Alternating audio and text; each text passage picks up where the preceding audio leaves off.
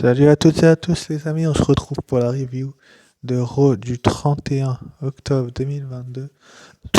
Excusez-moi, et pour commencer le show, donc, on a eu le match entre Bianca Belair, la championne de Raw, et Nikki Cross, donc la toute nouvelle Nikki Cross qui a fait son premier match depuis son retour qu'on a eu la semaine dernière.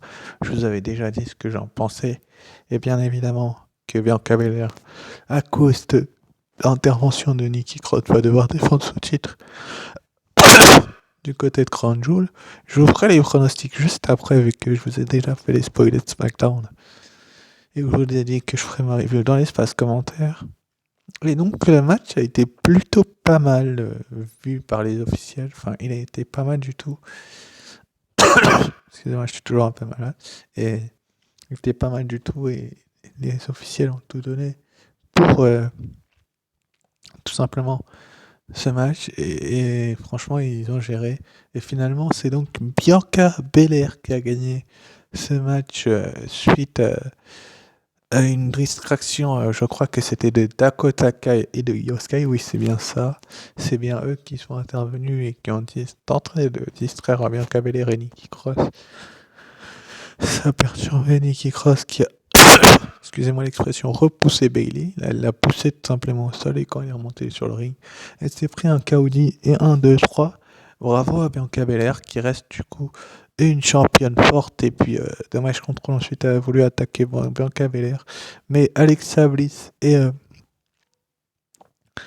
Asuka sont venus et ont effectué donc leur retour et ont repoussé des match control. C'est plutôt pas mal vu de la part des officiels là, de faire revenir Bliss et Asuka ce soir-là parce que tu te dis Bianca Belair sinon à elle seule elle aurait eu beaucoup de mal. Elle a réussi à Extreme Rules quand même de conserver son titre face aux trois, mais bon voilà quoi, mais c'était assez rigolo quoi, le retour de Alexa Bliss et Asuka qui ont donc ensuite après dans les coulisses on a eu une petite promo de Bianca Belair qui a dit qu'elle allait battre Bailey du côté de Crown Jewel. Je vous ferai ma vidéo principe juste après. Et puis donc Alexa Bliss et Asuka, ils ont dit Io, Dakota, on vous défie pour vos titres par équipe ce soir. Excusez-moi. Et donc ça a été annoncé dans le en tant que main event un peu plus tard dans le show. Ce match-là. Bref. Ensuite, après, du coup, on était censé avoir une sit-down interview entre Bobby Lashley et Brock Lesnar, mais Bobby Lashley a parlé littéralement dans le vide. Brock Lesnar s'est bien foutu de sa gueule. Et j'ai l'impression que cette storyline-là avance petit à petit et que la WWE sait ce qu'elle fait. Tout simplement. Elle sait très bien ce qu'elle fait. Excusez-moi. Et donc, du coup, Brock Lesnar, lui, s'est pointé sur le ring et il a répondu tout simplement. Il a dit Bobby, ramène ton cul ici maintenant, on va se battre. Et puis Bobby Lashley, du coup, s'est pointé. Et puis c'est parti en sucette entre les deux. Qu'est-ce que j'en ai pensé? C'est que je trouve que, franchement, à chaque fois, les rivalités de Lesnar, c'est la même chose. C'est-à-dire que il se bat avec les catcheurs qui l'agressent. Et puis t'as les autres superstars qui tentent de les séparer. Au bout d'un moment, la WWE, va falloir changer de disque avec Brock Lesnar et tout simplement bah, arrêter de faire ce type de choses là. Voilà. Ensuite, après, donc dans le second match de la soirée, c'était une édition spéciale Halloween, j'ai oublié de le préciser. Et dans le second match de la soirée, on a donc eu le droit à Seth freaking Rollins, le champion des États-Unis, face à Theory. Theory qui s'est fait littéralement pas baloter, on va pas dire ça. Le match a été très bon. Theory a fait ce qu'il a pu, mais Seth Rollins c'est un cran au-dessus de lui. Il n'est pas encore prêt. Excusez-moi. Pour être champion du monde, champion du monde, il va garder sa mallette. Il va falloir encore le construire, Théorie. Parce que franchement, face à Seth Rollins, il a tout donné. Il n'a pas gagné. Malheureusement pour lui, il a perdu. Et c'est plutôt une bonne chose que Rollins reparte avec la victoire. Ensuite, après, du coup, on a eu une promo de Roman Reigns. Donc Roman Reigns qui a parlé de son match contre Logan Paul. Franchement, c'est un point positif du show, je pense, cette promo là de Roman Reigns, parce que franchement, il a, quand on lui chantait aussi, c'était vraiment bien, parce que la WWE a fait ce qu'il y avait de mieux pour les affaires avec ce chant-là, tout simplement. Mais aussi,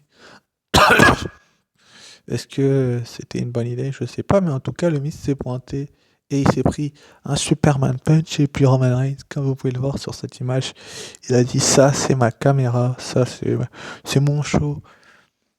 Donc voilà quoi. Et puis il a fait les gros yeux méchants. Franchement, Roman Reigns, il est exceptionnel. Et comme vous pouvez le voir sur cette image, je vous en parlerai dans les pronostics. On aura donc à Crown Jewel Roman Reigns contre Logan Paul. Le bon vieux Logan Paul. Ensuite, après, donc, du coup, on a eu Carl Anderson et aussi avec accompagné de AJ Styles et de Luke Gallows face à Damien Priest. Et Damien Priest a perdu. Oui, vous avez bien entendu, le Jugement Day a perdu un match. Et plus particulièrement Damien Priest. Mais finalement, après avoir perdu ce match, ça a été la catastrophe derrière. Mais franchement, je suis un grand fan du Jugement Day, donc je suis content qu'ils aient eu le dessus pour ce show-là, mais j'ai peur pour le pay-per-view. Je m'expliquerai dans les pronostics de Crown Jewel après. J'ai vraiment très peur pour le pay-per-view parce que je pense que la WWE a des mauvaises idées derrière la tête. Finalement, du coup, le Jugement Day a mis KO aussi, et c'est jamais bon signe que tout simplement une équipe se retrouve au tapis. Je m'expliquerai dans ma vidéo pronostic plus longuement, mais franchement la WWE a fait ce qu'il y avait de mieux pour les affaires, c'est-à-dire faire gagner les aussi. Et voilà quoi, c'était vraiment cool que Carl Anderson gagne, mais le jugement des qu'il y a dessus, c'est dommageable. Ensuite, après, donc, du coup, on a eu John Bright sur Live JBL et qui nous a introduit Baron Corbin. Ils ont été interrompus par R-Truth qui a parlé de le costume d'Halloween. Il était en costume d'Halloween, tout simplement. Et c'était plutôt pas mal vu de la part de la WWE de faire un truc comme ça avec R-Truth, parce que R-Truth, on sait très bien que dans le futur, il est bourré de talent. Pardon, et qu'il est mal utilisé. Donc c'est plutôt une bonne chose qu'il l'utilise de cette façon-là, parce que je pense que R-Truth a eu ce qu'il fallait, c'est finalement bouffer End of Days. Bref. Ensuite, après, donc, on a eu le trick hors Street Fight entre Matt Riddle qui était accompagné d'Elias et Otis qui était accompagné de Chad Gable. Donc les costumes, franchement, ils auraient pu mieux faire dans les costumes, je pense, du côté de la WWE, les amis. Si vous voyez ce que je veux dire, ils auraient pu faire beaucoup mieux et ils auraient pu aussi, tout simplement être un peu plus grands. Et donc c'est Matt Riddle qui a gagné avec un RKO, avec l'aide de la citrouille sur Otis. C'était assez drôle de voir que Otis avec une citrouille sur la tête. Et franchement, la victoire de Matt Riddle est excellente parce que la WWE sait ce que où elle va, tout simplement, en faisant gagner Matt Riddle, alors que sinon elle aurait pas trop su. Ensuite, après, donc du coup, on a eu Mustafa Ali contre le mec qui s'est pris un Superman Punch de Roman Reigns, le Miz. Match qu'on peut décrire comme pas terrible. Il a été moyen parce que franchement, le Miz a joué un rôle primordial et excellent dans son personnage, et ça, j'aime beaucoup ce qu'il fait et son charisme, et j'en suis très reconnaissant. Mais à part ça, il n'y avait pas grand chose à voir. Finalement, Mustafa Ali a gagné suite à une distraction de l'homme que le Miz, je ne vais pas qu'on cite le nom, mais je vais le faire, Dexter Lumis. Donc Mustafa Ali en a profité pour faire un super kick au Miz et enchaîner avec son 450 splash. Et 1, et 2, et 3, Mustafa Ali donc repart avec la victoire, renoue avec le succès lui qui avait perdu la semaine dernière face à Austin Theory. Et ben là, cette semaine, il bat le Miz, qui est un ancien champion. Ensuite, après, donc, on a eu la vérité de l'histoire entre le Miz et Johnny Gargano. La version, en tout cas, j'ai envie de vous dire, de Johnny Gargano, parce qu'on ne sait pas si c'est la vraie version ou pas. Il peut très bien avoir tout inventé. Mais en tout cas, le Miz a parlé de payer Dexter Lumis et de... Ouais, c'est ça, de payer Dexter Lumis et de... Et voilà, mais ça n'a pas été le cas, et du coup, c'est pour ça qu'il l'attaque. Et donc, ensuite, après, on a eu le droit au main event of the evening. Donc, c'était Alexa Bliss et Asuka contre Dakota Kai et Io Sky pour les titres par équipe féminin de la WWE. Et franchement, ce match, il a été très, très, très, très bon. Pour moi, ça a été l'un des meilleurs matchs, si ce n'est le meilleur match de la soirée, en sachant que Alexa Bliss et Asuka étaient accompagnés de la championne d'Europe Cavalier et Dommage Control. Donc Dakota Kai et Io Sky étaient accompagnés de Bayley, qui était aux abords du ring. On peut voir son pantalon là, mais elle était bien présente. Et finalement, Asuka a porté sur Asuka sur Io Sky, qui a tapé, mais Bayley est intervenue. Donc elles ont commencé à se battre entre Bayley et Bianca Belair à l'extérieur du ring. Et c'était plutôt pas une mauvaise idée. Et donc Bayley a fait une belly to belly à Bianca Belair sur la table des commentateurs, ce qui les a mis hors jeu toutes les deux.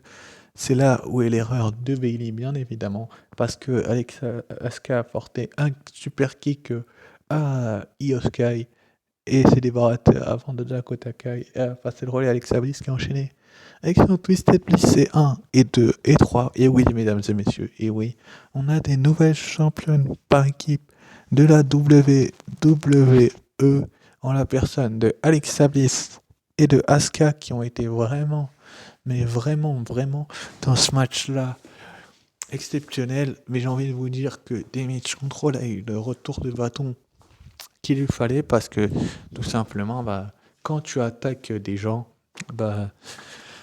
tu sais ce que tu récoltes, et Damage Control a tout simplement semé ce qu'il avait besoin. Donc c'est-à-dire qu'il a semé